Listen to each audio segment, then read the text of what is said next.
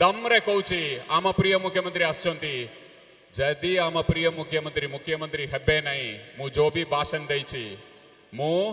राजनीति रु सन्यास नहीं जीबी आपणकर जदि दम अच्छी आपण तो केंद्र मंत्री मु तो जड़े गमछा कि गुमास्ता जो भी आपण कहे सब बेले आपणकर ये चेंज हो जाए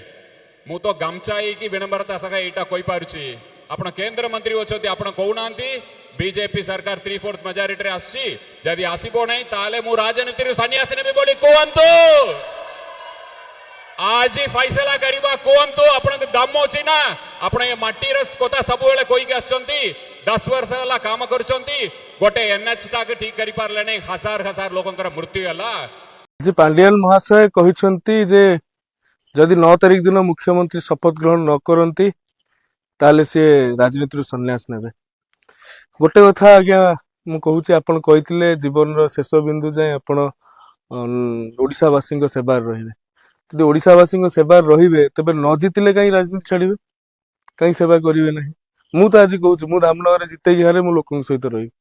राजनीति सन्यास नवा कथा कहबी नहीं तेणु आपण जो कथा कहउचंती आगे एक पलायन पंथीर सूचना आपण भी जानी सारलेनी आगामी दिन में भारतीय जनता पार्टी ओडिशा रे सरकार करुछि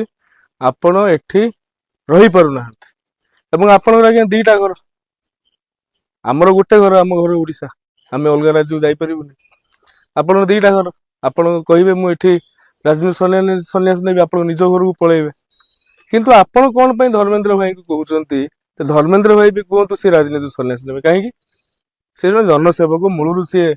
राजनीति आरंभ कर लोकंकर सेवा पाई लोकंकर कल्याण पाई जितिबा हारिबाटा कोन राजनीतिर आगे एकमात्र सार कथा एकमात्र सिद्धांत से कथा नुहे आपण राजनीति को भलरे बुझंतु राजनीति निर्वाचन गोटे प्रक्रिया निर्वाचन को लेकिन आपण एते भाव प्रवण होई पिलालियामी मंतव्य दबा ये आज्ञा हास्यास्पद अटे।